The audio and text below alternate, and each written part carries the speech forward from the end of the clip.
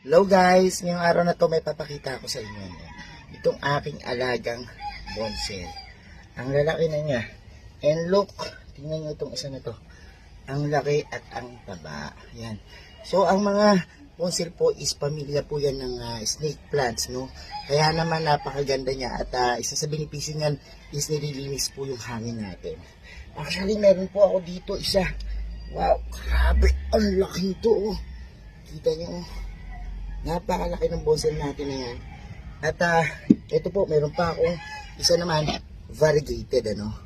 So madali lang naman ito alagaan. Kailangan lang ingat kayo sa pagtutubig. Tsaka gamitan nyo ng magandang lupa para fast draining. Kundi mabubulukan kayo, no. Tapos bigyan nyo siya ng enough na sunlight. Lalo na po yung mga bonsai dahil may kulay po sila, no, yung variegated. So ganyan lang naman yung pag-aalaga ng bonsai. Napakadali, ano. At ito, mapaparaming